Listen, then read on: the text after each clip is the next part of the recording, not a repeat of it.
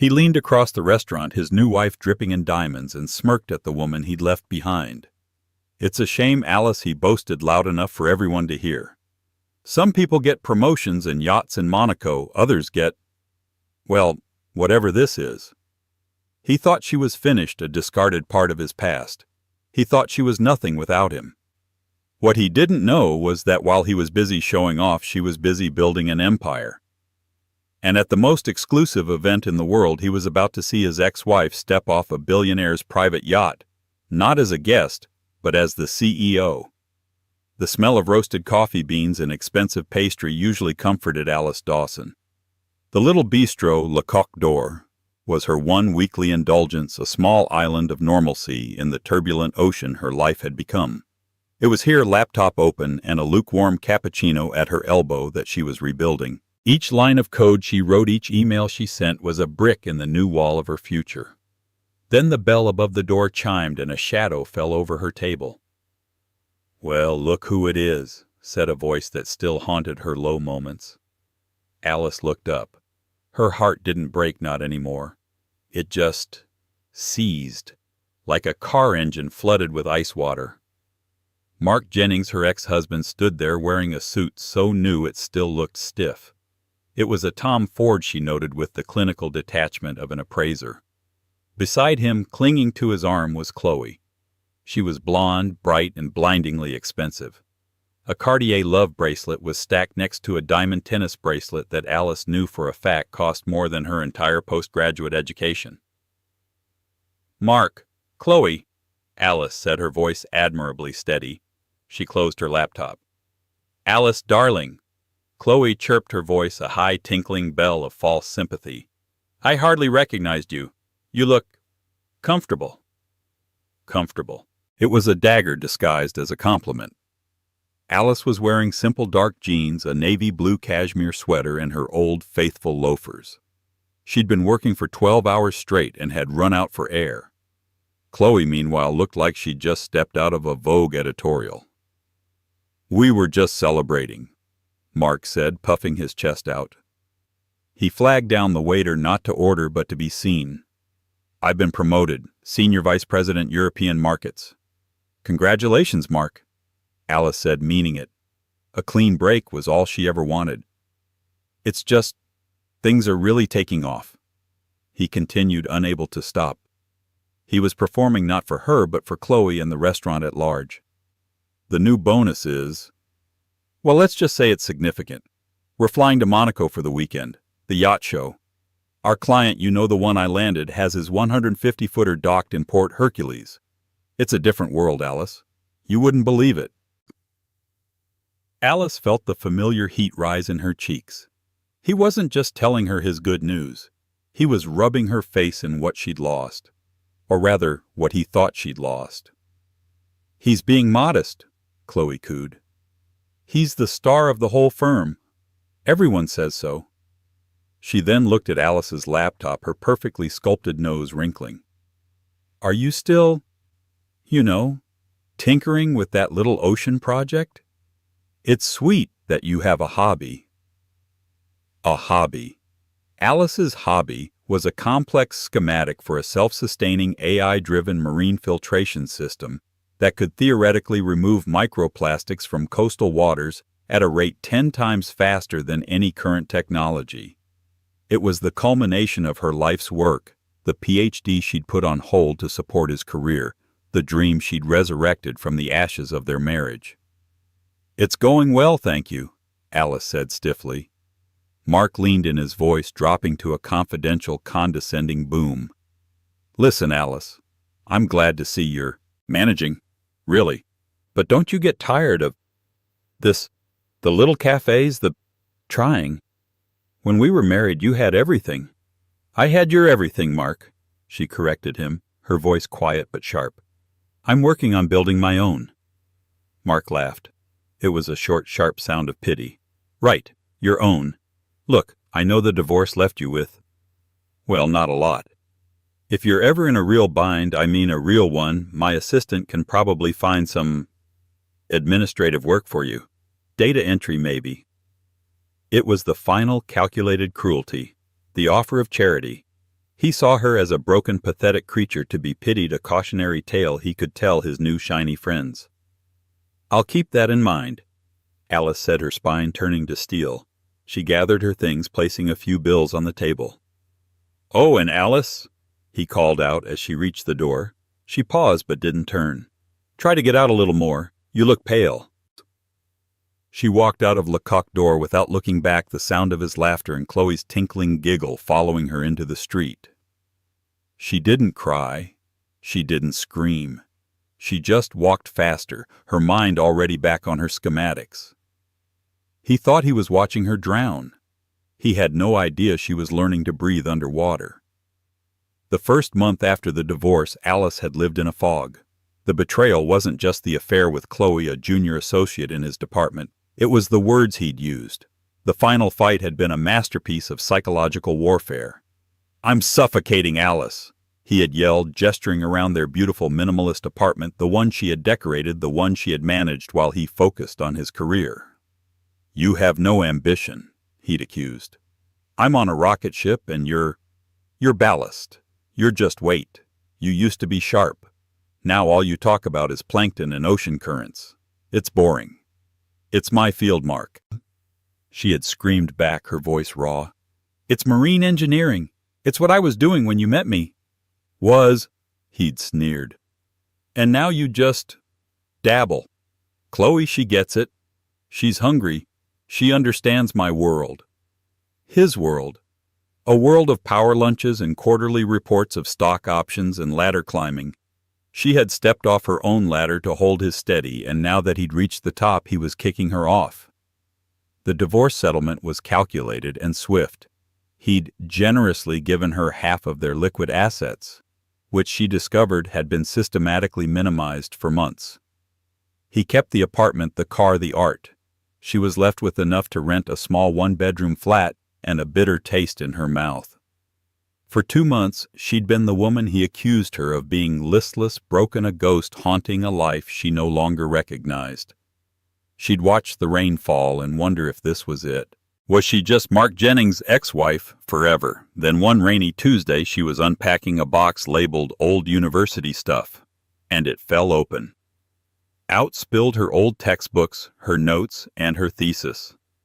The title, underlined in red, stared up at her: Dynamic AI Modeling for Autonomous Oceanic Filtration Systems.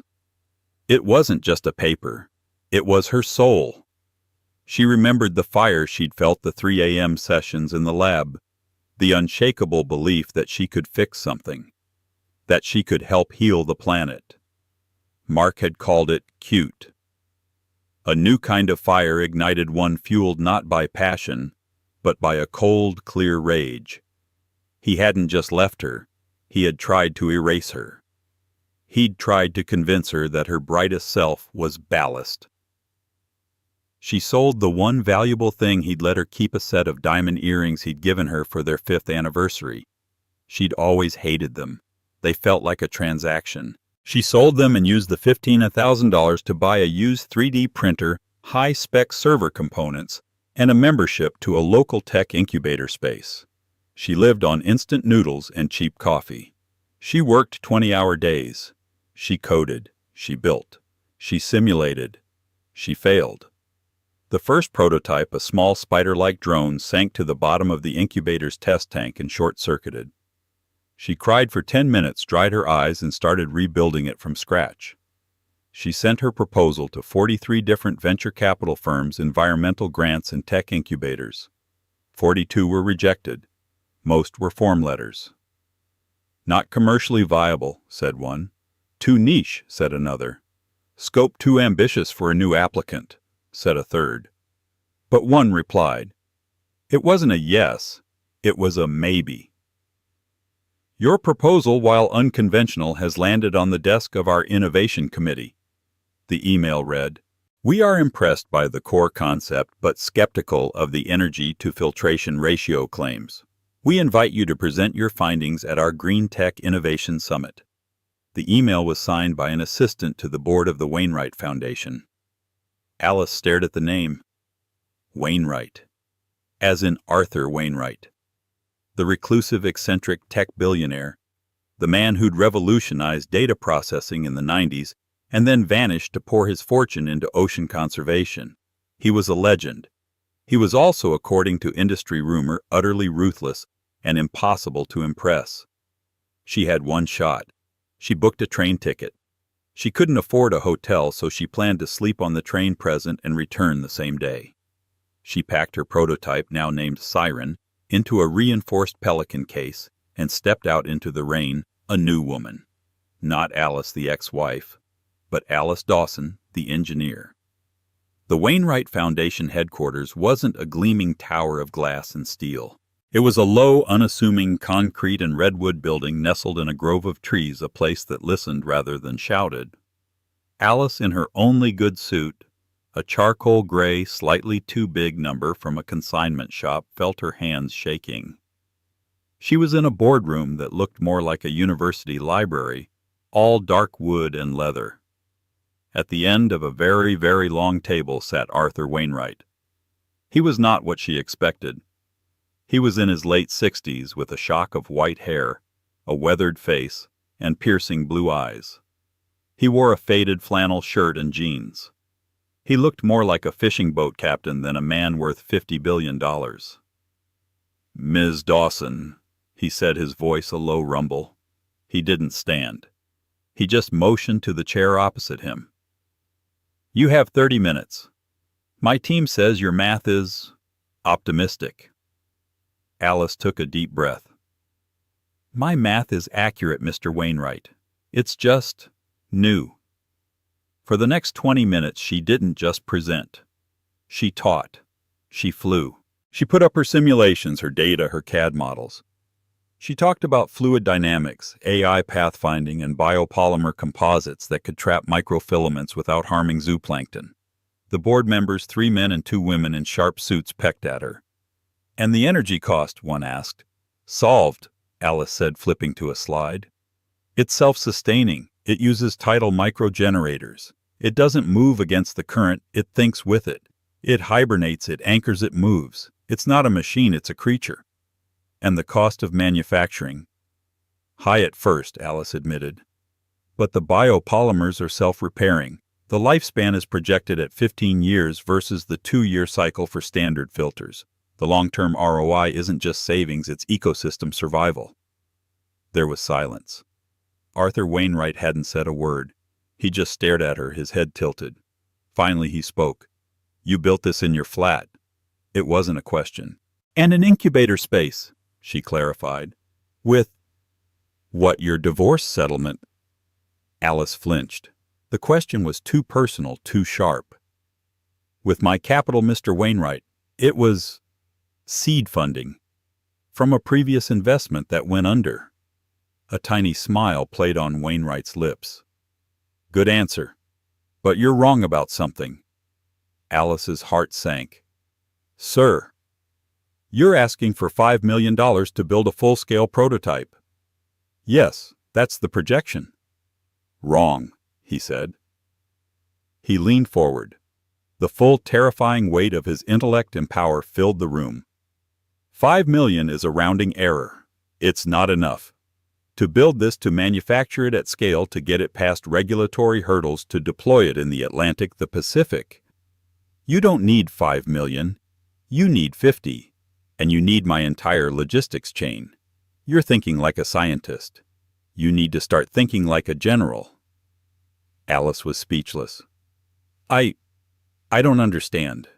"I'm not interested in funding your project, Ms. Dawson," Wainwright said, standing up.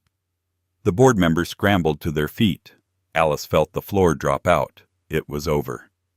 "I'm interested in acquiring it," he continued, walking around the table. "I'm creating a new subsidiary of Wainwright Industries. It will be called Wainwright Oceanic. We will absorb your patents, your research, and your prototype. We will give you my labs, my engineers, and my ships." He stopped directly in front of her. She had to tilt her head back to look him in the eye. "And you," he said, "will be its chief executive officer, effective immediately.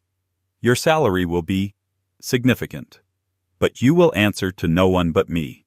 You will work harder than you have ever worked in your life. You will live on planes and in labs. You will not fail. Do you accept Alice Dawson's world, which had shrunk to the size of a one-bedroom flat, and a lukewarm coffee suddenly expanded to encompass the entire globe? She didn't hesitate. She didn't cry. She just extended her hand. When do I start? The next 6 months were a blur of motion. The timid, comfortable woman Mark had mocked in the cafe was gone, forged into something new in the crucible of 100-hour work weeks. Alice moved to Zurich, the new headquarters of Wainwright Oceanic. Her first-class flights, Wainwright insisted, "I don't pay my CEOs to be tired," took her from the engineering labs in Singapore to the polymer foundries in Germany. The transformation was profound. It wasn't just the clothes, though she now wore the quiet, lethal elegance of quiet luxury, Loro Piana cashmere and Acris suits that whispered rather than shouted their worth. It was her presence. She chaired meetings with 30 engineers, all men, all older than her, and dissected their fluid dynamics reports with a precision that left no room for argument. She learned to command a room not by being the loudest, but by being the most informed. Arthur Wainwright was true to his word. He was a mentor, but a demanding one. He was less a father figure and more a grandmaster pushing his new prized pupil to see 10 moves ahead. "Don't tell me it's good," he'd bark at her over a video call. "Tell me why it's not perfect. Find the flaw, Alice. Never fall in love with your own work."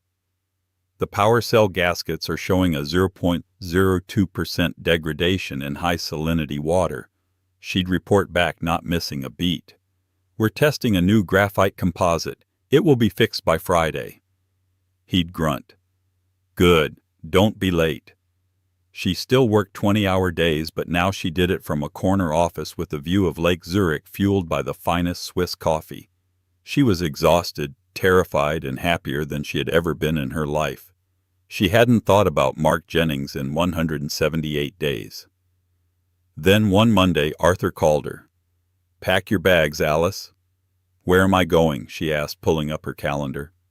"Tokyo." "Monaco," he said. "The yacht show." Alice paused. The name hit her like a small, unpleasant stone. "The yacht show, sir? I thought we were presenting to the ASEAN Environmental Council." "We are. But first we're going to sell. The biggest polluters in the ocean, Alice, aren't cargo ships. It's these people, the mega yachts. They dump waste, they burn fuel. But they also want to look green. They're obsessed with image. And more than that, they're obsessed with new tech. They'll pay a premium for it." "So I'm... what, going to set up a booth?" Arthur laughed. "No, Alice. You're not setting up a booth. You're the main event. I'm docking my flagship, the Odyssey.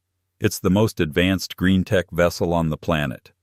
And for the last 3 months, it's had your siren prototype, the real full-sized one, secretly installed. We're not just presenting the data. We're showing them the results. You're not a scientist asking for a grant anymore. You're a CEO closing a deal." Alice's mind spun. It's ready?" "It's better than ready," Arthur said, and she could hear the rare pride in his voice. "It's revolutionary. Now go. My jet's waiting." Port Hercules in Monaco was not just a harbor. It was a cathedral of wealth, a forest of white superstructures and gleaming chrome. The air hummed with a dozen languages, the clinking of champagne glasses, and the low thrum of engines worth more than most countries' GDPs. Mark Jennings was in heaven. He stood on the teak deck of the Aurelia, a 150-foot yacht that was in the grand scheme of this port respectable but not dominant. He was a guest of a guest, but he acted like he owned the place. "It's all about access, you see." He was telling a potential client, a Swiss banker who looked mildly bored. "You don't just come to Monaco. You're invited. It's a different echelon."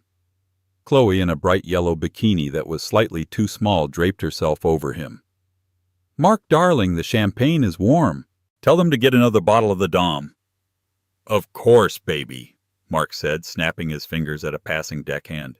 He felt a surge of pure, unadulterated triumph. This was it. This was the life he deserved. He'd shed his ballast, and now he was flying. He looked at the crowds on the quay, the tourists, the hopefuls, the mere millionaires, and he smirked. and then he saw her. She was standing on the quay just past the security barrier looking at a tablet. She was dressed not for a party but for business. A crisp white silk blouse, tailored navy trousers, and simple, elegant flat loafers. Her hair was pulled back in a sleek chignon. She looked different, sharper. Mark's smirk widened. It was too perfect. His pity project ex-wife right here at the scene of his greatest triumph.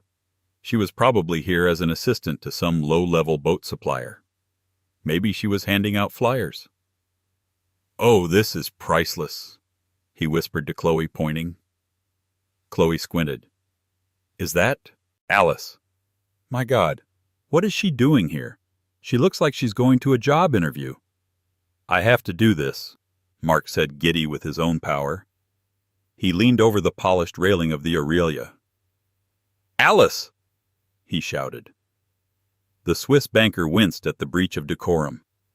"Alice Dawson!" Alice looked up from her tablet. Her face registered no surprise, no anger, no humiliation. Just recognition. She gave a cool, polite nod. "Fancy seeing you here," Mark called, his voice dripping with condescension. "A bit out of your element, aren't you? This is the deep end. You should stick to the local pool." A few people on the Aurelia's deck chuckled. Chloe giggled and waved. Alice simply checked her watch. "Hello, Mark. Chloe, you're looking well?" "We are," Mark boomed. "We're just about to sign a deal. You know how it is." He gestured around the boat. "This is how the other half lives, right? What brings you here, cleaning the boats?" Alice looked up at him, her expression unreadable. "Actually, I'm here for a presentation." "A presentation?" Mark laughed a full-throated, arrogant bray. "To who the seagulls don't tell me your little ocean project." "Something like that," Alice said. Just then a hush fell over their section of the quay. The polite murmur of the crowd was pierced by the sound of a different kind of engine, the high-pitched electric whine of a custom-built tender. It was a Wally tender, a $2 million boat accessory painted in matte black. It sliced through the water and pulled up to the VIP security gate right where Alice was standing. The security guards, who had been ignoring everyone, snapped to attention. Two men in sober dark suits stepped out, followed by a figure that made Mark Jennings' blood run cold. It was Arthur Wainwright, not a picture of him, not a look-alike, the actual Arthur Wainwright. The most powerful, most reclusive, and most respected man in technology.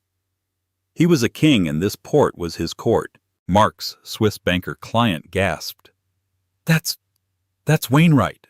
Wainwright strode onto the quay, spotted Alice, and a warm smile broke across his weathered face. He ignored the stares, the whispered gasps, and the flash of a few cameras. "Alice, my dear," he said, his voice carrying clearly over the water. "Is everything ready for the demo?" Alice nodded, all business. "Yes, Mr. Wainwright. The new filter metrics just came in from the Odyssey's run. They're exceptional." Mark's brain tried to process the words. Mr. Wainwright? Alice? Odyssey? Exceptional. It was a word salad of impossibility. Wainwright beamed. "I told you. Never bet against a good idea."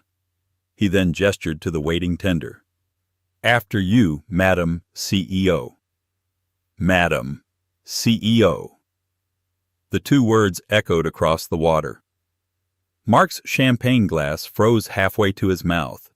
Chloe's perfect smile dissolved, leaving her face blank and slack-jawed. Alice Dawson, the ballast, the hobbyist. The woman he'd offered a data entry job to step onto the $2 million tender. She sat down, crossed her legs, and just before the tender pulled away, she looked up. She made eye contact with Mark. She didn't smile. She didn't smirk. She just held his gaze. It was a look of pure, cold, indifferent finality. The tender sped away, not towards a mid-level boat like the Aurelia, but towards the harbor's horizon, where the undisputed queen of the show was anchored, the Odyssey. It was a 350-foot leviathan of glass and sustainable teak a technological marvel that everyone had been talking about, but no one had been invited aboard. And his ex-wife, the woman he'd called boring, was heading to its deck. On the teak deck of the Aurelia, the silence was a physical thing. The upbeat lounge music that had been thrumming in the background suddenly seemed garish and loud. Mark Jennings was frozen, his arm still resting on the railing, the champagne glass in his hand forgotten. Madam, CEO. The two words echoed in the sudden vacuum replaying in his mind. He couldn't make them fit. This was Alice, his Alice, the quiet one, the one who wore comfortable sweaters and made hobby charts about plankton. CEOs were men like him. CEOs were not her. He tried to muster a laugh. It came out as a dry, choked sound. Well, he said, turning to the small crowd on the deck. She certainly fell on her feet. Good for her. He was trying to sound magnanimous, as if he were a proud mentor who had sent her on her way. No one was smiling. The Swiss banker, Mr. Staub, who had been the very picture of bored politeness, was now looking at Mark with a new, terrifying intensity. He looked like a biologist who had just discovered a new and particularly loathsome species of insect. "You know Alice Dawson?" Staub asked. His voice was no longer bored. It was a flat, cold steel blade. Mark, still trying to salvage the situation, puffed his chest out. "Know her. Of course. I made her. She's my ex-wife." He said the last two words with a familiar dismissive swagger. It was the wrong move. Staub's eyes widened and he let out a short, sharp laugh of pure, incredulous contempt. "Your ex-wife." Chloe, who had been clinging to Mark's arm, now looked completely lost. Her perfect pouty smile was gone, replaced by a slack-jawed confusion. "Mark, what is he talking about?" She whispered, her voice a reedy squeak. "CEO. That's impossible. He must be mistaken. She's nothing. She's just... Staub interrupted, his voice cutting through the air. "Is the new CEO of Wainwright Oceanic. He gestured to the tender, now a black speck speeding toward the Odyssey, was Arthur Wainwright. The Arthur Wainwright." Staub turned his full, chilling attention back to Mark. "Her little ocean project, as you so charmingly called it. My firm, along with every other major investment house in Zurich, has been trying to get a 30-minute meeting with Ms. Dawson for a month. We have been offering six-figure consulting fees just to get her opinion." Mark was speechless. He could only stare. "That hobby, Mr. Jennings," Staub continued, stepping closer, "is a patented AI-driven filtration system that is about to become a mandatory installation on every commercial vessel on Earth. The new UN maritime regulations, which I'm told are being announced next month, are being written around her technology." Staub gestured out at the harbor, at the billions of dollars of floating assets. "She's not just green tech, you idiot. She's a global tax. She's a one-woman monopoly. Every single person in this port, every shipping magnate, every cruise line, every one of these yacht owners will be paying her company millions starting next year just for the privilege of floating." He paused, letting the full, crushing weight of the revelation land. "And you," he said, his voice dropping to a whisper of pure disgust. "You, the man who has been begging my firm for a minor investment. You stood here on my friend's boat and you shouted at her. You offered her a job cleaning." The other guests on the deck, who had chuckled at Mark's earlier jibe, now looked at him with open, unveiled contempt. They began to turn away, moving to the other side of the boat, as if he were suddenly contagious. I didn't know," Mark stammered. It was the lamest, truest excuse of his life. "That's the point," Staub snapped. "That's the entire point. You were married to a mind like that, a mind that is about to change the world, and you didn't know. You looked at a diamond, and you thought it was a piece of glass. You called her ballast." Staub straightened his tie, his face a mask of finality. "Our meeting, Mr. Jennings, is over. The potential investment from my firm is also over. I do not do business with fools. It is bad for the portfolio. You are an embarrassment, a liability." He turned and walked away, not even giving Mark a chance to respond. Mark was left standing there. The music was back, or maybe it had never left. He was adrift. He looked for Chloe, his last beautiful piece of wreckage. She was staring at him, her face pale, her eyes wide. The calculation in them was cold and fast. She was assessing her losses. "Mark," she said, her voice completely flat. All the sweet cooing nonsense was gone. "Chloe, baby, listen," he began, reaching for her arm. It's a complication. It doesn't mean anything." She took a physical step back from his hand as if it were covered in filth. "You're a fool," she whispered, her voice filled with a venom that chilled him to the bone. "You had her, and you let her go. For me." The implication was clear. She herself was a terrible investment, and she was furious with him for making it. "Get me another drink," he growled, a desperate, pathetic attempt to reassert dominance. "Get it yourself." She snatched her designer handbag from the lounger. With a final withering look of contempt, she turned, straightened her bikini, and walked away from him. She headed toward a group of Italian men by the bar who had been watching the entire exchange, a predatory smile already forming on her lips. She was already liquidating her assets and moving on. Mark Jennings stood completely, utterly alone on the deck, surrounded by laughter and music. The champagne in his hand was warm and flat. He looked across the harbor to the Odyssey, lit up like a floating palace, a beacon of a power he could never ever touch. He hadn't just lost his ex-wife. He'd thrown her away. He'd thrown away the key to the entire world, all because he was too arrogant, too small, and too blind to see what was right in front of him. The aft deck of the Odyssey was not a party space. It was a theater of innovation. The sun was setting over Monaco, casting the super yachts of Port Hercules in a rich golden light. But here on Arthur Wainwright's flagship, the light was a cool electric blue. A semicircular amphitheater built into the deck faced a 20-foot-wide high-definition screen. Below it, submerged in a glass-walled test pool, was a siren unit, the S-1000, its articulated limbs and filtration gills gleaming.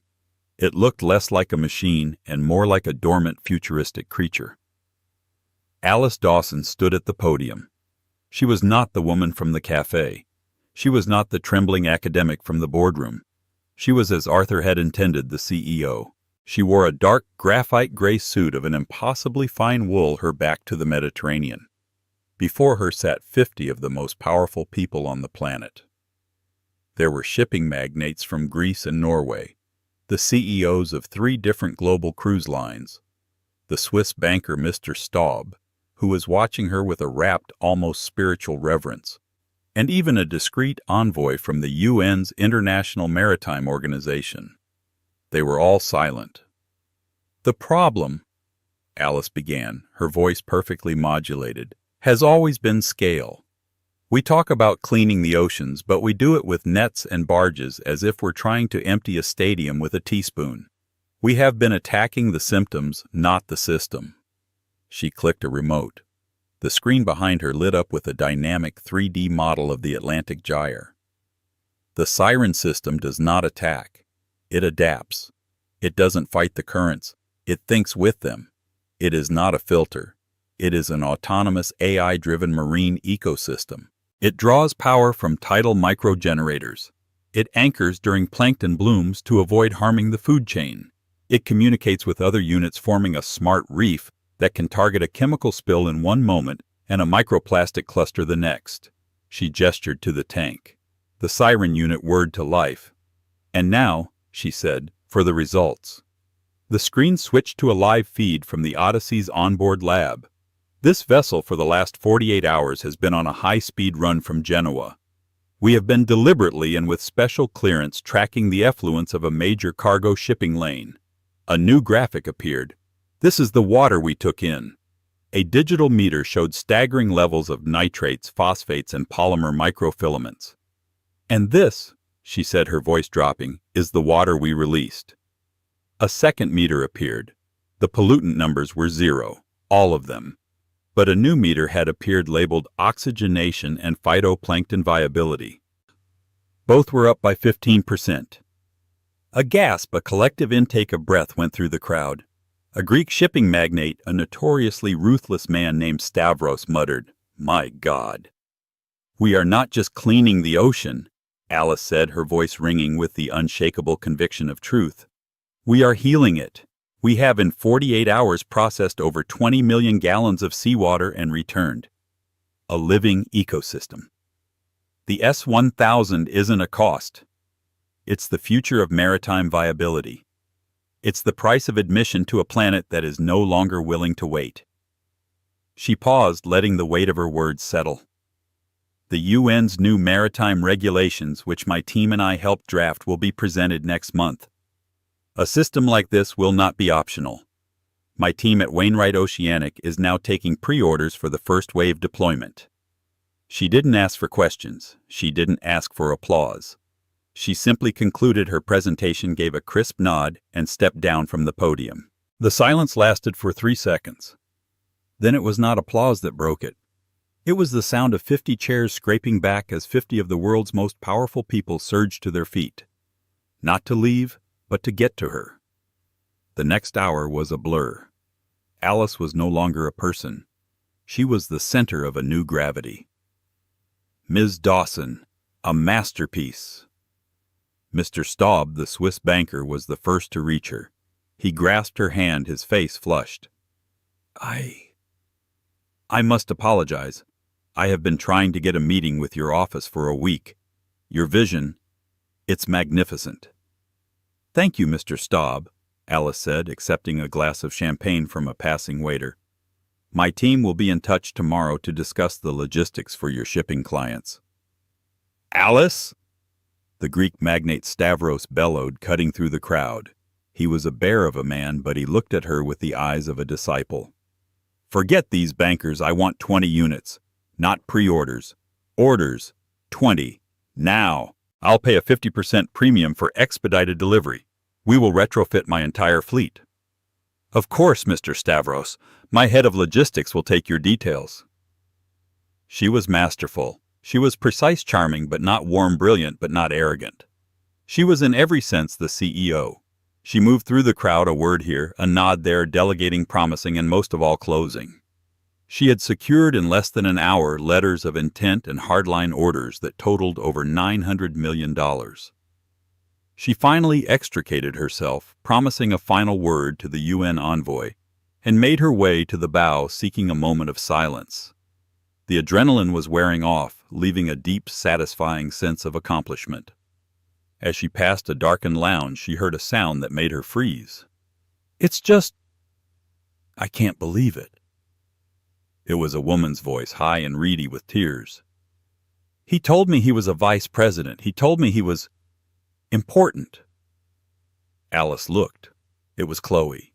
She was huddled on a deck chair, her bright yellow bikini now covered by a deckhand's oversized jacket. She was talking to another woman, one of the +1s from the Aurelia. "He's nothing." Chloe wept, her mascara running. "Staub had his security remove him from the boat. They just walked him to the gangplank and left him on the quay, like trash." "What did you do, darling?" the other woman asked, sounding bored. "What could I do? I stayed on the boat. But that awful banker, he told me I should leave too. He said I had bad taste in men." "Me?" Chloe sniffled. Then her voice turned cold and calculating. "It doesn't matter. I met a man. A producer. He owns a studio. He said he liked my look. He's on the Odyssey. He's taking me to the party on the Odyssey." A small, cold part of Alice's mind registered the information. She had seen the producer. He was in his 70s with a reptilian gaze and a notorious reputation. Chloe was, Alice realized, just like Mark. A parasite always looking for the next host. Alice felt nothing. No pity, no superiority. Just nothing. She turned and walked away, leaving the sound of Chloe's weeping behind. She made her way up a private spiral staircase to the Odyssey's skydeck, a place reserved for only two people, Arthur Wainwright and his CEO. Arthur was standing at the railing, a simple glass of mineral water in his hand. The harbor was a carpet of diamonds, below them the noise of the parties, and the city a distant civilized hum. "Well," Arthur said, not turning, "I'd say that went rather well. Stavros looked like he was going to kiss you. I've never seen him look at anyone like that except maybe his first tanker." Alice smiled a real tired smile. "He's all in, 20 units, and the Norwegian fleet wants to license the patent for their Arctic operations. $900 million in one afternoon," Arthur mused. "Not a bad day's work, Madam CEO." He finally turned to her, his blue eyes sharp in the twilight. "You handled that distraction well today." Alice's smile faded. The cold stone of shame she'd felt earlier returned sharp and unwelcome. "The distraction, sir? You mean the sensor glitch on Deck 4? "No," Arthur said, his voice quiet. "Your ex-husband, Mark Jennings. I saw the entire interaction from the tender. He was loud and spectacularly wrong." Alice flinched, her face flushing. This was the one stain on the day. "Mr. Wainwright." "Arthur, I am so sorry. I can't tell you how unprofessional I feel. That he would bring our personal history to your event. I promise you it will never ever happen again." Arthur held up a hand. "Alice, stop. You will do yourself a great disservice if you apologize for his failing. You have nothing to be sorry for. He is the one who should be." I don't even understand how he was here," she said, shaking her head. "His firm is Jennings and Croft. They aren't at this level. He was a guest of a guest. He was punching so far above his weight." "Ah, yes. Jennings and Croft Financial Services," Arthur said, taking a long sip of his water. "An ambitious mid-level acquisitions firm out of Zurich. Decent portfolio but over-leveraged. They were aggressive." "You know them?" Alice asked, confused by his detailed knowledge. "Oh, yes," Arthur said with a distinct lack of drama. "I know them intimately. I bought them 7 months ago." The air left Alice's lungs in a rush. The sound of the city, the water, everything seemed to go silent. "You... what?" "It was a distressed asset," Arthur explained, as if discussing the weather. "The parent company was going under. I absorbed their portfolio to get my hands on a few of their biotech holdings. Jennings and Croft was just part of the package. I've been restructuring it from the top down." Alice's mind was spinning, trying to process the impossible angles of what he was saying. You own Mark's company. You've owned it for 7 months." "Correct. Which brings me to the point." He leaned against the railing. "When your initial proposal came to the foundation, it was flagged. Not just for its genius, but for your name. My head of M&A compliance, an excellent, terrifyingly efficient woman named Sarah Jenkins, came to me. She said," Arthur continued, "Sir, we have a potential conflict of interest. The woman with the revolutionary green tech proposal, Alice Dawson. She's the ex-wife of one of our VPs in the Zurich office, Mark Jennings." "I see," Alice said, her voice small. "So you knew?" "I knew of him," Arthur corrected. "But I asked Sarah to do a deep dive. Standard procedure when a new high-level executive is being considered. We check for any potential liabilities, personal, financial, you name it. We check the people you'll be working with, and we check the people you've left behind." He looked at her. "Her report was comprehensive. It turns out Mr. Jennings, he's not just an arrogant fool, Alice. He's a thief." "A thief?" she whispered, horrified. What do you mean, like from the company?" "From everyone," Arthur said, his voice hardening. "First from you. Sarah's audit found that he'd been filing benefits claims for a spouse he'd divorced 6 months prior. He was still claiming you as a dependent on his high-level corporate medical and dental plan. It's not a lot of money not to him, but it's insurance fraud. It's a felony, and it's stupid. Alice felt sick. All those months she'd been paying for her own terrible low-level insurance. He had been using her. And then, Arthur went on, he stole from me. His expense reports were a work of fiction.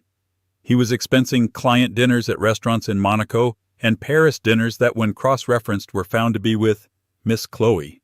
He was using company funds to build his new life on the ashes of his old one. He was billing the company for first-class air travel he never took. He's a parasite, Alice.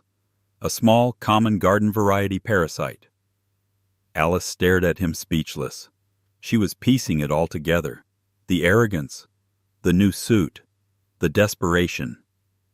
"You acquired my company," she said, the words catching in her throat, "because it was brilliant, because it was the future."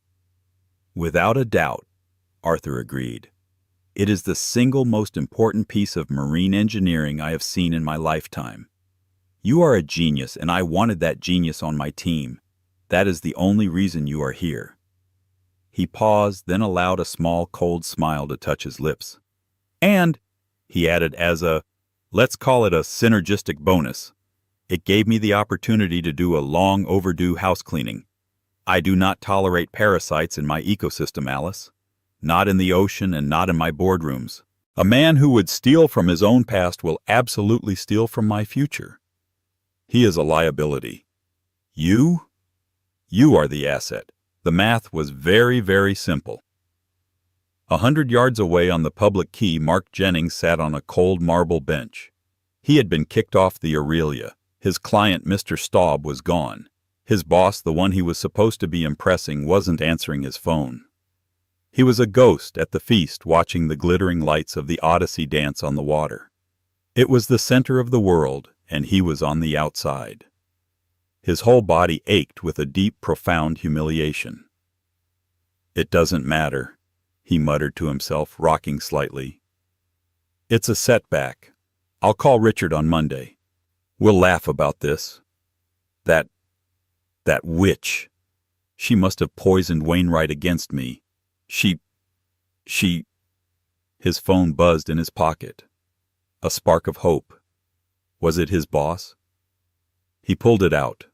The screen was bright in the darkness. It was an email. From HR Automated Portal Subject. Notification of employment status. His blood ran cold. Wainwright Holdings. Why? Why would it say Wainwright? He opened it. His thumb was shaking. "Dear Mr. Jennings, this email is to inform you that your position as Senior Vice President European Markets with Jennings & Croft Financial Services, a subsidiary of Wainwright Holdings, has been eliminated as part of a strategic corporate restructuring effective immediately. Your access to all company systems, email, and property has been revoked. A package concerning your final compensation severance details and COBRA benefits will be sent to your address on file. Please be advised that the cause for this termination is under review by our compliance department pending an audit of your expense and benefits history. We wish you well in your future endeavors." The phone slipped from his hand and clattered onto the stone. He didn't yell. He didn't scream. He just deflated. The Tom Ford suit, the puffed-up chest, the arrogant smirk, it all dissolved, leaving a hollow, terrified man on a bench. He frantically picked up the phone. He tried to open his company email app. A red banner, access denied. He tried to log into the corporate VPN. User not found. It was real. He looked up, desperate, scanning the crowds. He saw her, Chloe, across the street. She was laughing, her high-pitched tinkle cutting through the night. She was stepping into a black Bentley, her hand being kissed by a man in his 70s. She got in the door shut with an expensive thud and the car pulled away. She never even looked in his direction. He was alone. He was nothing. The man who thought he was on a rocket ship had just been jettisoned, left to burn up in the atmosphere. Back on the Odyssey, Alice watched the light on her own phone. Arthur was looking at his vintage Patek Philippe. "You said—" "The math was simple," Alice said, her voice quiet. "It was," Arthur said. "He was a bad investment, and I always cut my losses. His entire division was made redundant 2 days ago. He just hasn't been checking his emails." "He wasn't here celebrating a promotion, was he?" she asked, the final pathetic piece clicking into place. "No," Arthur said with a note of finality. "He was here on his last few $100s of stolen expense money. A desperate, pathetic attempt to network his way out of a hole he'd already dug. He wasn't celebrating Alice. He was panicking. He was, in a word, redundant." Alice stared at his watch. "What time is it in Zurich?" 9:00 p.m., Arthur said. The automated termination notice was scheduled to be delivered to his personal inbox, right about now. Alice closed her eyes. She didn't feel joy. She didn't feel triumph. She didn't even feel anger. She just felt light. The last invisible shackle that had tethered her to Mark Jennings, to her old life, to the woman in the cafe, didn't just break. It had never really been there. It had been an illusion, and now it had evaporated. She turned from the city and looked out at the vast, dark expanse of the open sea. "He called me ballast," she said, her voice barely a whisper. "He said I was— wait, holding him back." "An understandable mistake," Arthur replied, joining her at the railing. He too looked out at the dark horizon. "He's a man who has only ever lived on the surface. He's impressed by the whitecaps, by the spray, by the noise. He has no idea about the power of the currents underneath, the ones that actually move the world." He raised his glass of water, the ice clinking softly. "To the currents, Madam CEO." Alice raised her champagne flute, the bubbles catching the light of the moon. She thought of the code she wrote, the engines she designed, the deep, silent, powerful systems that were at this very moment healing the world. "To the currents," she said, her voice clear and strong. "Let's go change the tide." What a comeback. Alice didn't just get revenge. She got redemption. She proved that the person someone throws away might just be the treasure the whole world is waiting for. Her ex thought she was ballast, but she was the one with the brilliance to change the world.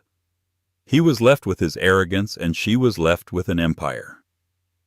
What do you think of Alice's story? Have you ever had someone underestimate you only for you to come back stronger than ever? Let me know your thoughts in the comments below. We read every single one. And if you loved this story of triumph and just desserts, please do us a huge favor and hit that like button, share this video with someone who needs to hear it, and most importantly, subscribe to the channel for more powerful stories just like this one. We have a new one coming soon, and you don't want to miss it. Thanks for watching. Thunder roared through the San Francisco night, splitting the sky like a wrathful omen as Ileana Crest glided onto the blazing red carpet of the Grand Monviero Hotel. Her floor-length gown glistened under the torrent of camera flashes, standing as a brilliant shield against the swirling cyclone of rumor that threatened to devour her alive.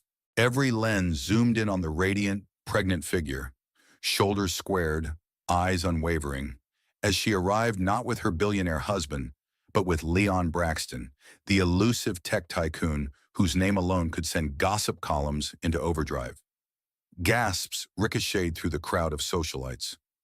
No one could decide which sight was more arresting: the elegantly expectant Ileana Crest, or the powerful man at her side, reputed to possess a fortune that eclipsed even her husband's immense wealth. Where guests anticipated a measured evening of charity toasts and polite conversation, the air now bristled with tension, electric and palpable, as if one spark could set the entire ballroom aflame. Only days prior, speculation had gripped every tabloid. Victor Crest, mastermind behind the Crest Foundation, had been spotted flaunting a stunning new flame, Rafaela Cross. Critics and fans alike devoured every salacious detail. Billionaire ignores pregnant wife, revels with mistress at high society gala. The headlines screamed, fueling intrigue and scandal. Upon arriving at the Grand Monviero earlier that evening, Victor had walked in with Rafaela on his arm, her audaciously cut dress ensuring she became the center of every camera's focus. Whispers of the event's philanthropic mission drowned beneath the roar of speculation over the trio's explosive entanglement. Elena gripped her jeweled clutch so fiercely her knuckles blanched, a silent testament to the emotional turbulence swirling within. She navigated the marble corridors flooded with luxury and excess, designer gowns, platinum cufflinks, the constant click of overpriced heels. Yet even with each flurry of flashbulbs, her expression never wavered from that poised blend of stoicism and heartbreak. At her elbow, Leon Braxton stood stalwart, as if he had braced himself for the epic drama unfolding. Each time an awestruck onlooker dared stare too long, he responded with a calm, protective glance that silently declared Ileana was under his shield. Across the room, Victor Crest's steely gaze locked onto his wife, fury and uncertainty warring behind his eyes. Rafaela, ever the showstopper, angled herself for maximum spotlight. In that instant, you could almost hear the splinter of glass as their once perfect facade began to fracture. Little did anyone suspect how far the aftershocks of this single evening would travel, or how devastating they would be when they finally reached their breaking point. By the way, if you're tuning in for the first time, let us know in the comments. Where are you reading from tonight? We'd love to hear your thoughts. Comment 1 if this opening hooked you, or 2 if you think it needs a twist. Days after the gala, the aftermath settled into the Crest estate like a rolling fog, thick, inescapable, and haunted by silent questions. Ileana woke each morning with an odd mixture of anger and resignation swirling through her. Her dear friend and longtime publicist, Melinda Wu, had moved into one of the guest suites to help manage the relentless press inquiries. Melinda was the first to see the scathing headlines. Victor Crest tumbles in philanthropy rankings amid rumored love triangle, or Rafaela Cross, the dazzling new face in elite society, but for how long? While Ileana tried to shield herself from the tabloids, she couldn't ignore the sting of betrayal or the unstoppable wave of scrutiny. Her pregnancy was no longer a private milestone, but a paparazzi magnet, spurring headlines that speculated on her child's paternity, her emotional health, even her weight. To maintain a sense of normalcy, she focused on routine checkups and baby preparations, going so far as to redecorate an upstairs nursery with soft pastel murals that evoked a sense of tranquility, an oasis in a desert of chaos. Victor, meanwhile, moved like a ghost through their mansion's grand halls, torn between his guilt and the allure of a new reckless romance. He showed up for dinner exactly once, only to leave 5 minutes in, claiming urgent foundation business. Elena watched him retreat, a swirl of anger building in her chest. She thought of confronting him, screaming, demanding an explanation, but some deeper part of her recognized that the man she once admired was buried beneath layers of vanity and self-indulgence. Adding to the emotional strain, Leon Braxton offered discreet messages of concern and support. A philanthropic visionary in his own right, Leon had the resources and reputation to salvage the Crest Foundation from any negative fallout. Perhaps more surprisingly, he also seemed genuinely concerned about Ileana's well-being, often sending short, heartfelt texts like, "Thinking about you, take care of yourself first." She found herself grateful for that lifeline of empathy, aware that any misstep could unleash a fresh avalanche of rumors linking them romantically. What do you think about Leon's subtle involvement so far? Feel free to drop a quick 1 in the comments if you sense a deeper bond, or 2 if you suspect a purely professional alliance. Despite the tension swirling around the Crest estate, Elena insisted on hosting a philanthropic luncheon for donors who had remained loyal to the Crest Foundation. The event was intended to maintain goodwill, but it also served another purpose: to show the world that she hadn't collapsed under the weight of her husband's transgressions. Arranged in the estate's ornate garden, a patchwork of sculpted hedges and pastel blooms, the luncheon featured an understated elegance meant to reassure guests that the foundation's mission was intact. Melinda Wu deftly managed the flow of conversation, steering donors away from prying questions about personal matters. Yet gossip found its way into every corner. Whispers of, "Do you think she'll leave him?" And "Is that mistress still lurking about?" drifted among the rows of hydrangeas. Victor was conspicuously absent, citing an urgent board meeting, though everyone suspected he merely wanted to avoid a humiliating confrontation. In his place arrived an unexpected guest, Leon Braxton. Heads turned as he entered, exuding a calm authority that felt almost regal. He offered Ileana a respectful nod, ignoring the fleeting hush that swept across the garden. If the donors were curious, they masked it behind polite smiles and handshakes. Leon then delivered a short address about the importance of new healthcare initiatives for underserved communities, a cause both his and Ileana's organizations had championed. By the time he finished, more than half the guests wore expressions of approval or even admiration. But the day took a startling turn after the final group photo. As Ileana walked Leon to his car, paparazzi ambushed them at the estate's iron gates. Cameras flashed, capturing an awkward moment where Ileana leaned in to thank him. Just as Leon placed a gentle hand on her shoulder to reassure her, the tabloids pounced on that fleeting gesture. Within hours, social media buzzed with images labeled Ileana Crest's Next Love and Secret Partnership Sparks Intimate Moment. The narrative was shifting, and though Ileana hated the insinuation, a part of her felt an undeniable spark of respect and warmth for Leon. She wondered, could their easy camaraderie blossom into something that transcended business? Or was she merely grasping for kindness in the midst of heartbreak? By the way, how do you feel about the media swirling around Ileana like a relentless storm? Comment 1 if you sympathize with her plight, or 2 if you think she should handle the press differently. Meanwhile, across town in a luxury penthouse hotel suite, Rafaela Cross scrolled through her phone with mounting frustration. She had expected to revel in triumphant headlines proclaiming her the new queen of society. Instead, the tabloids had turned sour, labeling her a homewrecker and fixating on Leon Braxton's rumored connection to Ileana. Worse, designers who once courted her for cameo appearances were now sending polite apologies and rescinding invitations. Victor Crest had grown distant too, increasingly short in his phone calls and text messages. He rarely spent nights at her penthouse now. The foundation scandal overshadowed his personal life. He was embroiled in crisis management, with lawyers, PR reps, and donors threatening to flee. Rafaela sniffed in disgust every time he mentioned damage control. She might have welcomed the limelight, but never the burden of an impending downfall. Desperate to revive her status, Rafaela contacted a gossip columnist she had once fed tips to. She dangled bits of scandal, unconfirmed rumors about Leon Braxton's hidden net worth, speculation on Ileana's unborn child's paternity, hoping to redirect the tabloids her way. But the columnist wanted something bigger, bolder, real evidence of financial improprieties within the Crest Foundation. Rafaela seized on the opportunity, recalling how Victor had bragged about hidden accounts, hush funds, and questionable international investments. She just needed to confirm a few details. That night, while Victor was away, Rafaela poured a glass of expensive rosé and studied an old email password scribbled on a sticky note. She had swiped it from Victor's jacket pocket weeks ago. Logging into an account, she discovered cryptic references to wire transfers and consultancy fees. If these documents were legit, it could not only undermine the foundation but also implicate Ileana as well. If Rafaela spun the story just right.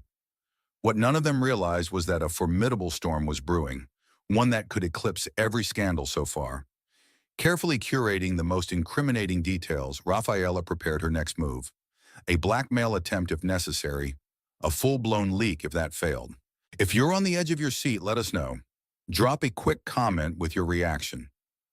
1 for shock, 2 for I saw this coming. Late that week, Elena found herself in the office of her attorney, Amelia Choi. The crisp walls were adorned with law diplomas and a single black and white painting of San Francisco's skyline, an artistic reflection of Amelia's precise and strategic mind. Both women sat at a wide mahogany table, scanning legal documents that could insulate Ileana and the foundation from any potential claims of misconduct tied to Victor's personal dealings. Amelia, adjusting her rectangular glasses, spoke in measured tones. Rumors suggest unscrupulous wire transfers and hush agreements. We need to ensure there's zero evidence linking you to any wrongdoing, Ileana. Ileana pressed her lips together, a subtle tremor in her hands. I've always managed philanthropic accounts separately, but I can't control what Victor might have done behind my back.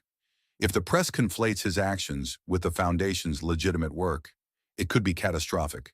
While they strategized, Melinda Wu hurriedly entered, phone in hand. I just got word from an inside source that someone's shopping around a file, alleged proof of the Crest Foundation siphoning donor funds for private use. The rumor is it came from Rafaela. The tension snapped like an overstretched wire. Ileana felt her breath catch. If any false narrative tied her to fraud or mismanagement, everything she'd built for the Foundation could collapse overnight. Amelia's jaw tightened. We'll need a proactive statement, but first let's see exactly what they claim to have.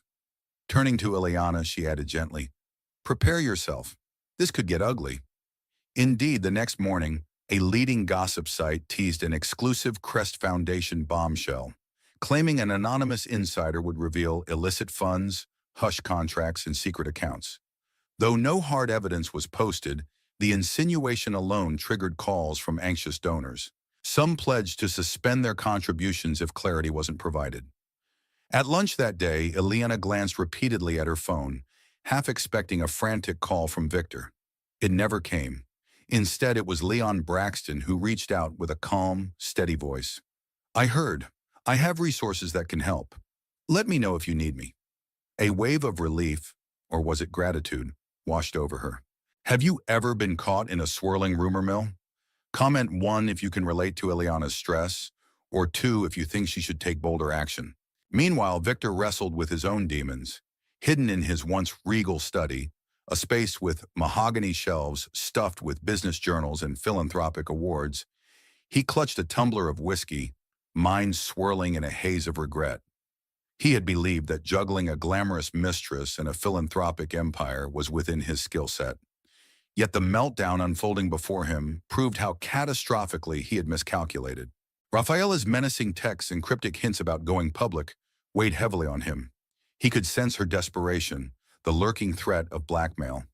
Already, donors were backing away.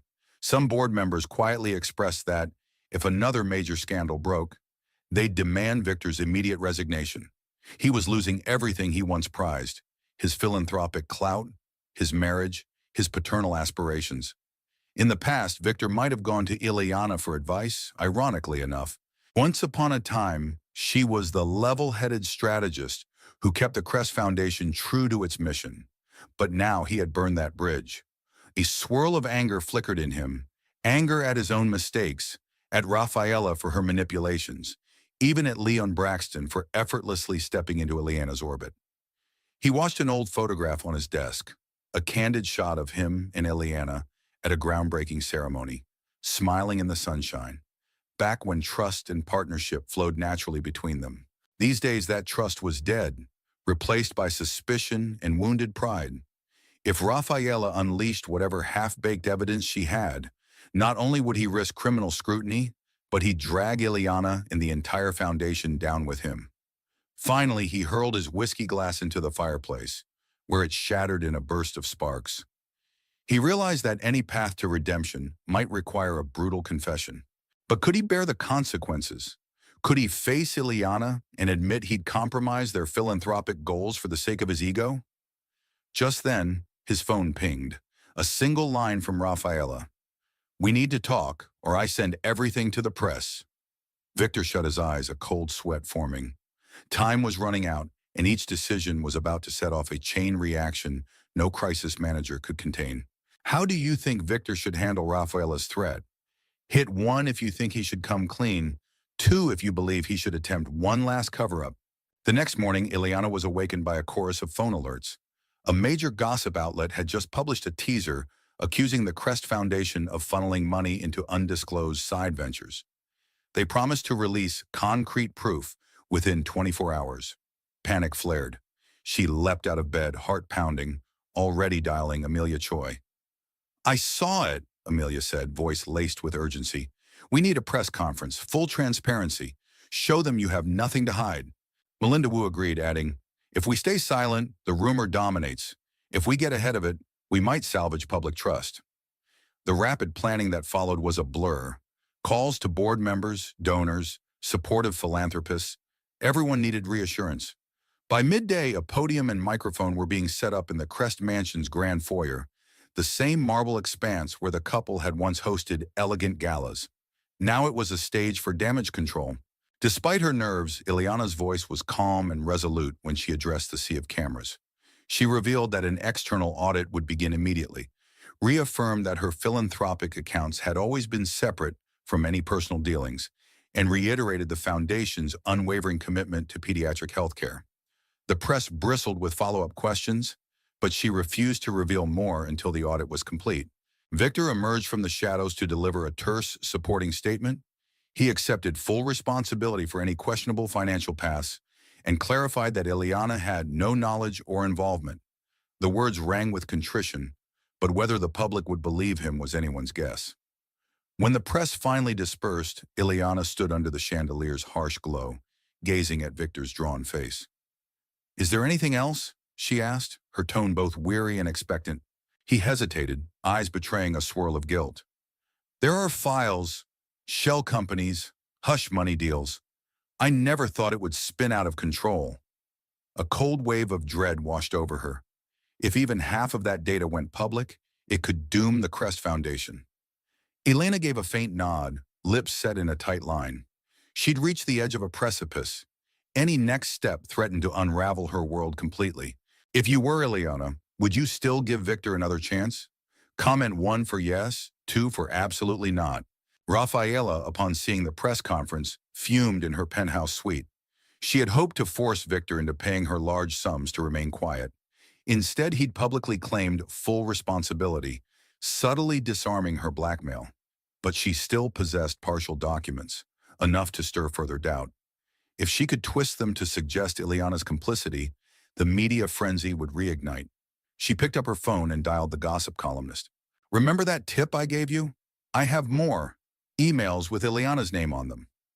Of course, she neglected to mention that those emails had references to philanthropic proposals, not illegal hush funds. But a well-placed rumor could spin any snippet into scandal. The gossip site took the bait, running a headline the following morning. Leaked email ties Ileana Crest to illicit transfers. Is the philanthropy princess guilty? The story was laced with lines like, source claims Ileana personally approved questionable funds, though no verifiable documents were provided. Even so, speculation caught fire on social media. People who'd praised her courage began to question her sincerity. In the midst of this chaos, Leon Braxton quietly reached out. He requested a private meeting, offering to connect Ileana with top-tier forensic accountants who could swiftly debunk the claims. Though it pained her to appear reliant on anyone, least of all a man the tabloids already paired her with, she couldn't deny the urgent need for professional expertise. They met in a sleek, glass-walled conference room in Leon's downtown office. Leon stood, tie loosened, face etched with sympathy, as Ileana recounted the fresh wave of accusations. I have nothing to hide, she said, frustration brimming in her voice. But even a rumor can destroy months of philanthropic work. Leon leaned across the table, eyes focused. The truth will stand on its own, Ileana. If we gather the right documentation and present it to the public, Rafaela's story collapses. Let me help. For a moment, Ileana let herself breathe. Perhaps trusting Leon meant risking more headlines. But the alternative, fighting alone on quicksand, was worse. She caught herself wondering if, beyond crisis management, there was a blossoming admiration between them. Then she pushed the thought away, reminding herself that her priority was preserving the foundation and protecting her unborn child from this vortex of scandal. Drop a quick comment. 1, if you believe Leon's intentions are pure, or 2, if you remain suspicious of his motives. With Leon's forensic team at work, Ileana returned to the estate to confront Victor directly. He had barricaded himself in his study, rummaging through old folders and thumb drives that might contain anything incriminating. The air in that once grand room smelled of stale bourbon and anxious sweat. Stacks of papers teetered on the brink of collapse. Victor, she began, voice tight, You have to turn over every single document you have. We can't fight half-truths with half measures. Ah, he pressed a hand over his eyes. I'm trying. I never meant for it to go this far. I just wanted us to be on top. Make bigger donations, get bigger recognition. But money from expansions got tangled with hush deals, PR payoffs to keep negative stories out, and then Rafaela came along. His words trailed off into regretful silence. Ileana clenched her jaw, her gaze moving across the disordered papers. I never wanted the top rung of high society, she said quietly. I wanted a foundation that genuinely helped people, and now you've jeopardized that mission. Sinking into a nearby chair, Victor quietly handed her a folder. Its contents included accounts under ambiguous names, a few marked transfers that looked suspiciously like hush payments, and cryptic references to global consultancy. Ileana's stomach churned. If the media got hold of this, the optics alone could be damning. Outside, a sudden commotion snapped them to attention. One of the estate's staff rushed in, pale-faced. Ms. Crest, Mr. Crest, reporters are at the gates demanding a statement. A new article claims you orchestrated these shell companies, ma'am. Ileana's eyes burned with fury. She turned back to Victor. Do you see now? Rafaela is escalating. She's twisting the narrative that I approved all of this. Victor looked crushed, a flicker of genuine remorse passing through his eyes. Then let's expose the truth. Everything. I'll make a full confession if that's what it takes. Standing there, Ileana realized that victory against lies sometimes demands stepping into the harshest light. Could she trust Victor's newfound remorse? Or was it too little, too late? Either way, time was running out, and she was determined not to lose everything she'd fought for. Curious where you think this is headed? Let us know. But year 1, if a total meltdown is imminent, 2, if there's hope yet for redemption. The following day, Ileana found herself behind another podium, flanked by Amelia Choi and Melinda Wu, with Leon Braxton quietly standing near the back of the room. This time, the setting was the Crest Foundation's modern downtown office, a place symbolic of the philanthropic mission she desperately wanted to protect. The press conference was streamed online. Thousands watched in real time as Ileana unfolded printouts of forensic audit findings. We are here to disclose the preliminary results of an in-depth audit, she began, her voice echoing slightly in the large space. She walked the audience through key evidence showing that the primary philanthropic accounts had never intermingled with hush money or personal slush funds. Yes, suspicious transactions existed, but they were tied to accounts personally controlled by Victor. More importantly, the logs proved that Ileana's name and passwords had been used only for legitimate philanthropic activities. Victor then took the microphone, shoulders slumped. His eyes flickered with what seemed like genuine remorse. He confessed to setting up secondary shell accounts to accelerate investments, acknowledging that ambition overshadowed ethics. Though it was a humiliating admission, he insisted that Ileana had no part in his financial gambles. For a tense moment, the entire press corps buzzed, cameras clicking like insects swarming a floodlight. Reporters hurled questions about the authenticity of his statement, about Rafaela, and the timing of his confession. In response, Amelia Choi promised full cooperation with any regulatory investigation. Before the conference ended, Ileana pivoted to the future. The Crest Foundation's pediatric initiatives will continue, with new oversight to guarantee full transparency. Our mission remains unwavering, to help children who need it most. She concluded with a promise that the foundation would sever any partnerships that undermine that core value, no matter who was involved. Victor stepped aside, nodding to Ileana as if in apology. But she gave a brief, measured nod back. Empathy laced with heartbreak, underlined by the knowledge that her personal relationship with him might be damaged beyond repair. Still, she couldn't deny a glimmer of relief that the truth was coming to light, even if it arrived painfully late. If you've been following closely, comment 1 if you believe Victor's confession redeems him, or 2 if you think he's beyond saving. Predictably, the press conference sparked a firestorm of commentary. Some praised Ileana for her bold transparency. Others vilified Victor as the archetype of a greedy billionaire. Rafaela Cross, on the other hand, found her ammunition rapidly disintegrating. With Victor's confession out in the open, her leaks no longer carried the shock value she'd hoped for. She sulked in her penthouse, drained her last bottle of champagne, and furiously texted her gossip columnist contact. Your angle is stale. Let's twist it. Blame Ileana for ignoring the signs. Make her look like a co-conspirator. But the columnist, watching the public tide turn, offered only a polite refusal. We won't run that story without credible evidence. The new audits back Ileana's innocence. Sorry, Rafaela. Stuck in freefall, Rafaela realized the walls were closing in. Her expulsion from high society had already begun. No more glamorous invites, no more free designer dresses.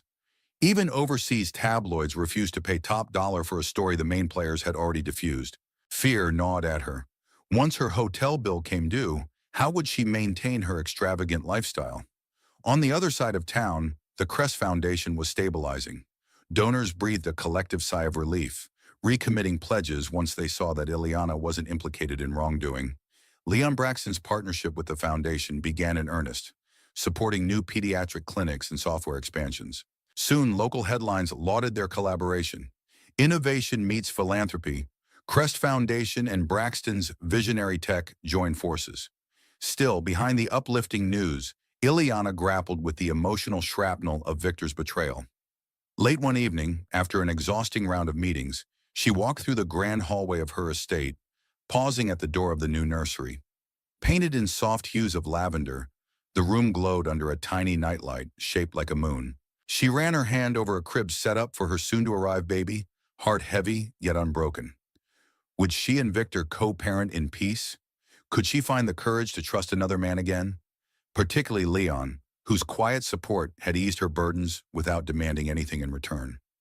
Life felt both precarious and exhilarating, as if she were finally steering her own destiny. Share your thoughts. 1, if you think Ileana should forge a new path without Victor. 2, if there's a chance to rebuild their marriage. Ileana's baby arrived sooner than expected, an early morning in late autumn when a hush fell over the estate. Rushed to the hospital, she gave birth to a son she named Oliver Crest, a bright-eyed infant whose first cries reverberated with an almost poetic defiance of the chaos that had preceded his birth. Holding him in her arms, Ileana felt a flood of relief and renewal, as if her life had been stripped down to what truly mattered. Though tensions remained between Ileana and Victor, he did show up at the hospital. Unsure and visibly anxious, he lingered near the doorway until a nurse gently directed him inside. Ileana allowed him a moment to hold Oliver, watching his hands tremble as the child's tiny fist curled around his father's finger. In Victor's eyes there flickered an ache of realization, an understanding of the consequences of his misdeeds, of what he had nearly lost. Returning home, Ileana found a staff of caretakers and well-wishers eager to support her. Flowers adorned every table, including a bouquet from Leon Braxton with a simple note. For both of you, congratulations on this new beginning. Her heart softened at the sentiment. In the quiet hours of newborn feedings and rocking Oliver to sleep, Ileana felt the shape of her life shifting. She was, for the first time in a long while, defining her future without waiting for permission. Victor, for his part, retreated to a guest wing in the estate.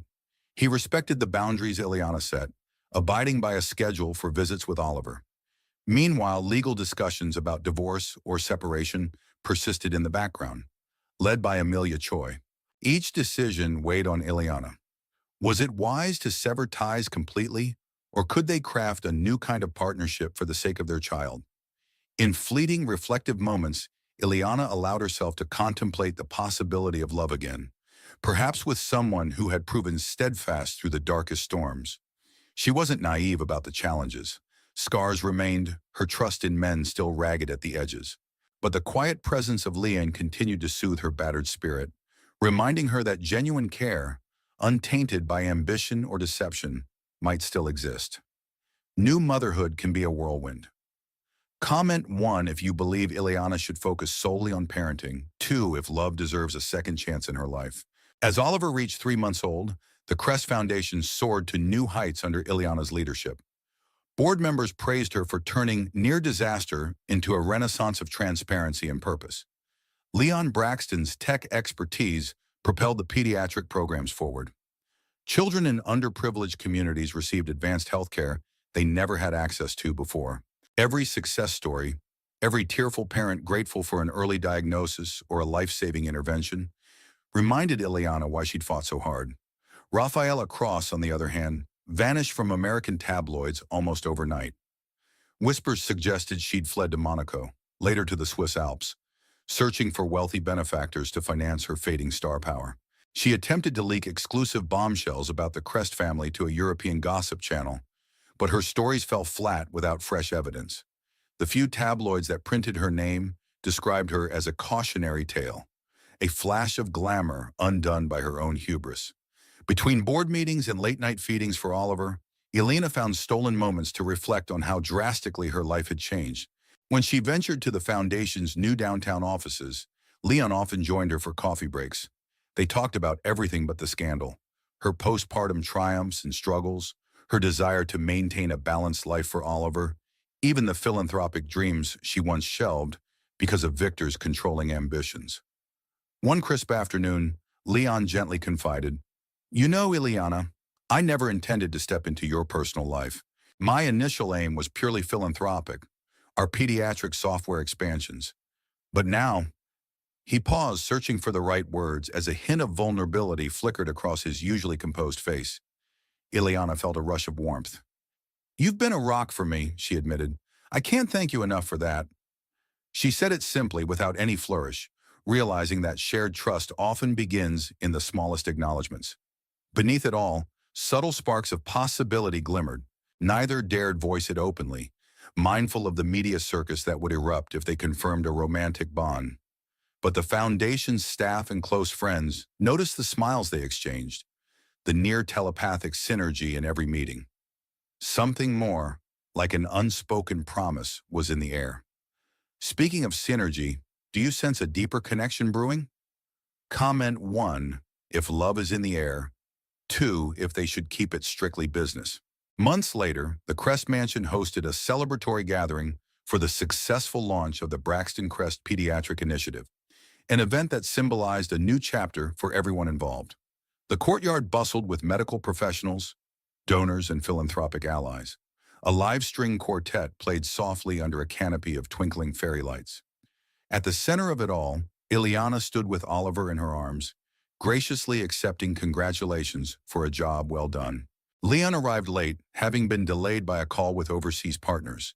He offered Ileana a gentle smile as he approached. In that moment, the world seemed to slow. The hush of the crowd, the glow of the lights, and the soft cooing of baby Oliver combined into a tapestry of hope. As though by unspoken agreement, they stepped off to the side of the courtyard, where a blossoming cherry tree provided a touch of privacy. Leon exhaled, gaze lingering on Oliver. "I see so much joy in his eyes," he said quietly.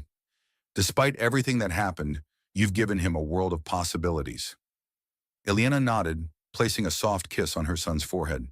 "I want him to grow up knowing that even in the face of betrayal, one can find purpose and rebuild." She turned her gaze toward Leon, emotion tightening in her chest. "You taught me that too. You showed me loyalty without condition."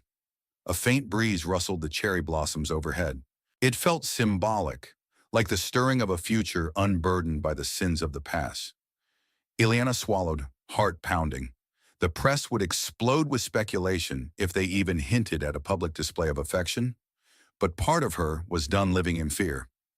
Leon stepped closer, reaching out to gently touch Oliver's tiny hand. In the hush of that intimate moment, Ileana realized how profoundly she trusted him. Quiet acceptance passed between them. It was a promise of partnership, perhaps of love, but certainly of two spirits who had found each other in the storm. Suddenly, a staff member approached with an envelope. "Delivered at the gate," she murmured apologetically. Ileana opened it, her face paling. Inside lay a photograph of Victor from years ago, standing beside an unidentifiable figure in a setting that looked militaristic. Scrawled across the back in bold letters, "You think it's over, but the real game has only begun." Leana's breath caught in her throat. Why was this photograph sent now? Who was that shadowed figure? Chills rippled down her spine. Was there yet another secret buried deeper than all the scandals before? Or could it be a final vestige of Rafaela's desperation? She glanced at Leon, who immediately recognized her alarm. Baby Oliver stirred, sensing his mother's tension. The night air thickened, a silent warning that the past might not be finished with them. If you want to see what happens next, drop a comment, One, if you're eager for part 3. Two, if you think Ileana should let sleeping dogs lie. Either way, your feedback keeps these stories alive. Thank you for reading, and stay tuned. The next twist might already be in motion.